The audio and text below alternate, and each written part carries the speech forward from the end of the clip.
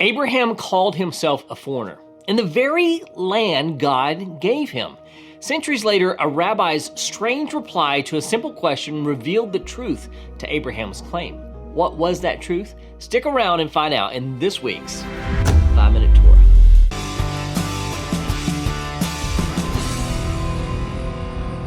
Shalom and blessings from Shalom, Macon, the place where disciples of Yeshua learn, connect, and grow.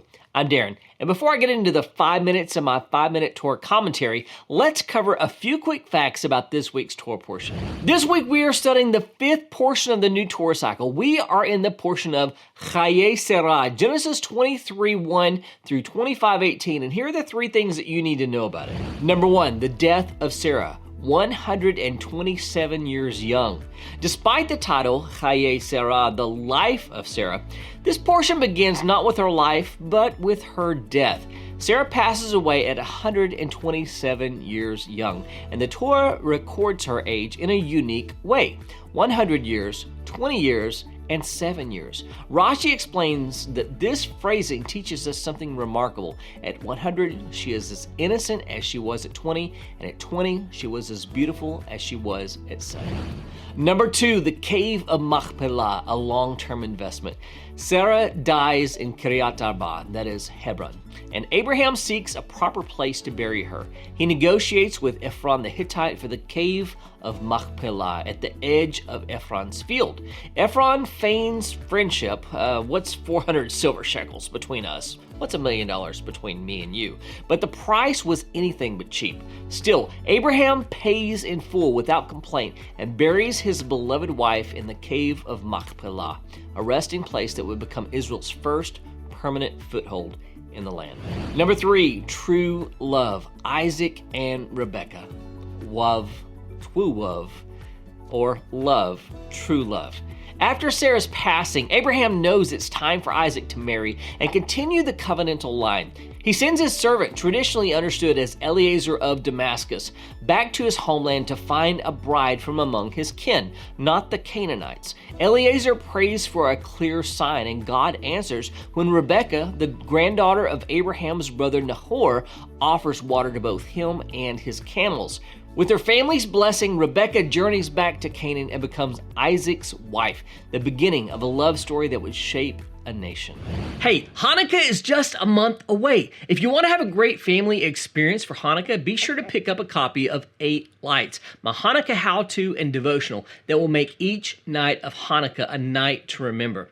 It has a 5-star rating on Amazon with over 150 reviews. If you want to have fun and learn to be a better disciple of our Master Yeshua, then be sure to check out my book, 8 Lights, using the link below. This week's Torah commentary is called Strangers and Aliens and comes from my book, 5-Minute Torah, Volume 1. Although Chayei means the life of Sarah, as we said earlier, this Torah portion actually begins with her dying at 127 years old.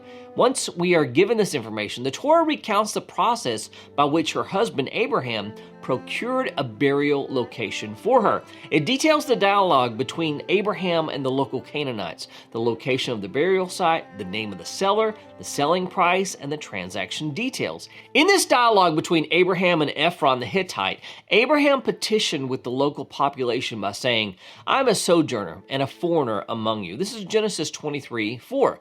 Why does Abraham say this, and what is the significance? Let's explore its implications. Sarah died in Hebron, and that's where Abraham sought to purchase a tomb for her. The land the Lord promised Abraham extends from the Nile River down in Egypt to the Euphrates that flows through modern-day Syria and Iraq. This is Genesis 15, verses 18 through 20. Before Sarah's passing, Abraham had been dwelling in Beersheba, which is about 45 miles southwest of Jerusalem as a crow flies.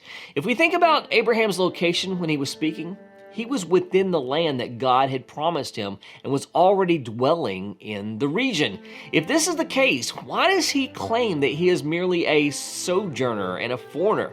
Shouldn't he have told his audience that he was taking up permanent residence among them? The Lubavitcher Rebbe resolves this by understanding Abraham's words to be more of a statement of spiritual identity. They remind us that we are merely sojourners in this physical world and naturally long for our true home. Although Abraham was a permanent resident of Canaan, he still considered himself to be a sojourner because he had not yet reached his final destination, the world to come. As we learned in our previous portion, the deeds of the fathers are the portents or the signposts for the children. This means that the actions of our fathers have a significant bearing on how things play out in our own lives. The actions of Abraham, Isaac, and Jacob in particular have a great effect upon us. If we are spiritually, quote, in tune, we will follow the pattern of their successes. If we are spiritually dull, however, we will follow their shortcomings. Abraham longed for the day in which God's presence would be made manifest on earth, and he considered his days to be merely sojourning until that time. Shouldn't it be fitting for his children to do likewise? A story is told about the Chofetz Chaim. This is Rabbi Yisrael Meir Kagan, in which a wealthy Jew from America who had been deeply touched by his teachings traveled all the way to Radin, Poland to visit the great tzaddik in his home.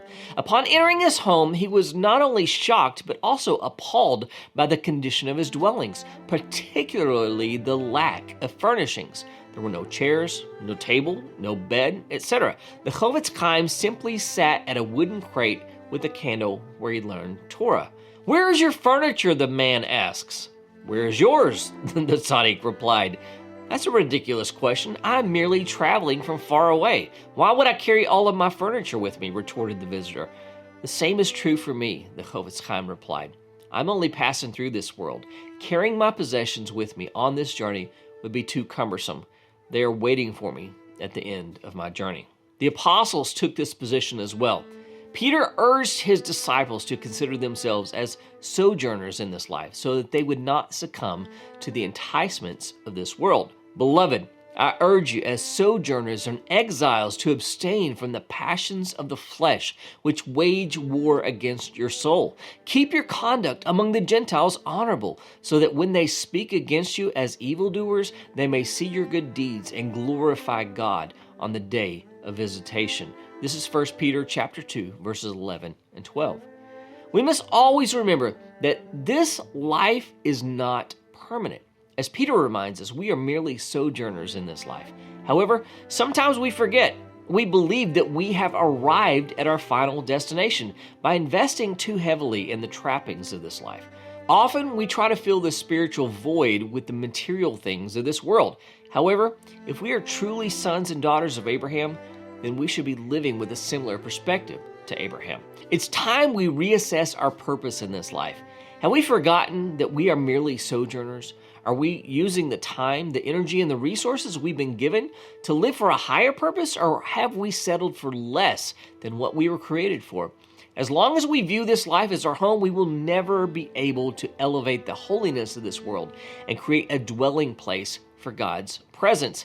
If we are honest with ourselves based on how we've been living our lives up to this point, can we say, "I am a sojourner and a foreigner among you"? Or have we become a permanent resident in this world? It's not too late to change our perspective and get busy. What will it take for you to give up your comforts and begin the journey anew?